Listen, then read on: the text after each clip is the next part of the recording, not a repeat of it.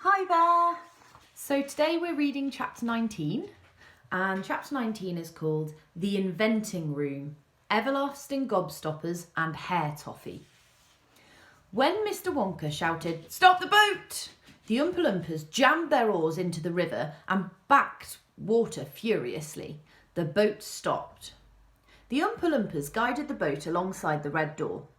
On the door it said, "Inventing Room, Private, Keep out."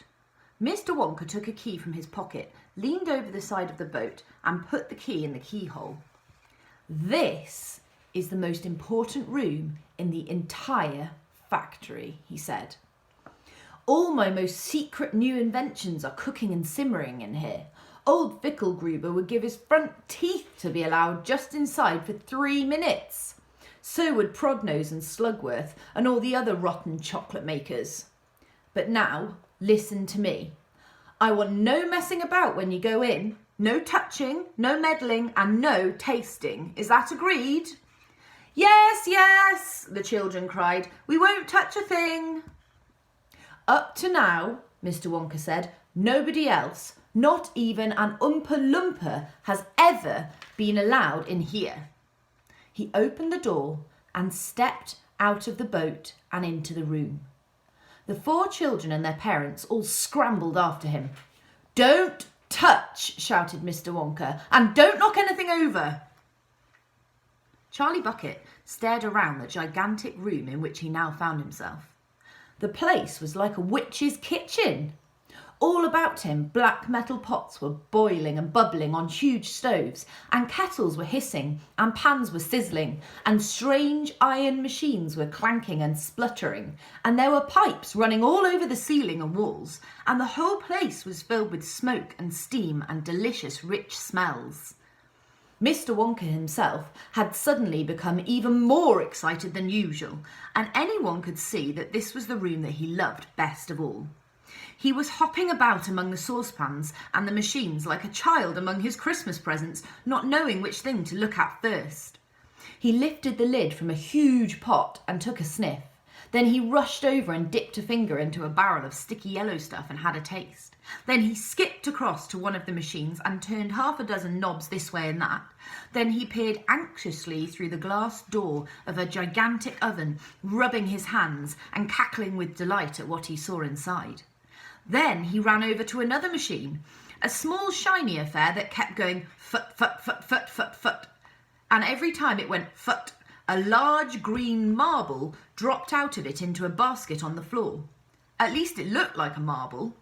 And here's a picture of Mr. Willy Wonka running around his inventing room getting very excited. And you can just about see Mike TV and Veruca Salt and one of the mums watching behind him.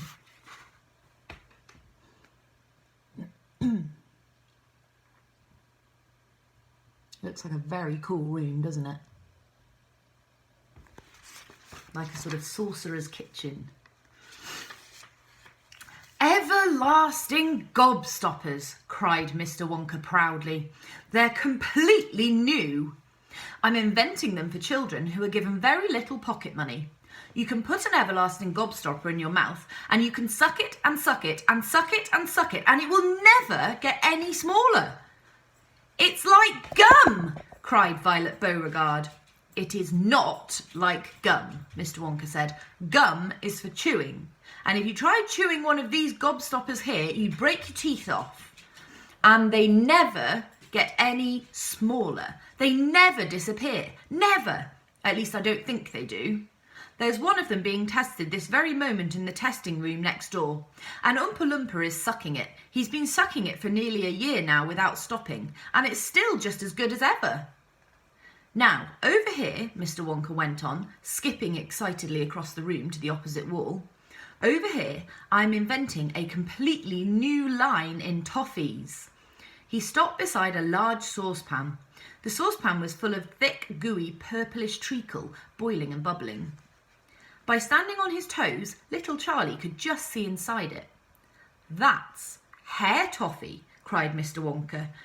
You eat just one tiny bit of that, and in exactly half an hour, a brand new, luscious, thick, silky, beautiful crop of hair will start growing out all over the top of your head, and a moustache, and a beard. A beard? Cried Veruca Salt. Who wants a beard, for heaven's sake? It would suit you very well, said Mr. Wonka. But unfortunately, the mixture is not quite right yet. I've got it too strong. It works too well. I tried it on an Oompa Loompa yesterday in the testing room, and immediately a huge black beard started shooting out of his chin, and the beard grew so fast that soon it was trailing all over the floor in a thick hairy carpet. It was growing faster than we could cut it. In the end, we had to use a lawnmower to keep it in check. But I'll get the mixture right soon, and when I do, then there'll be no excuse anymore for little boys and girls going about with bald heads. But Mr. Wonka, said Mike TV, little boys and girls never do go about with... Don't argue, my dear child. Please don't argue, cried Mr. Wonka. It's such a precious waste of time.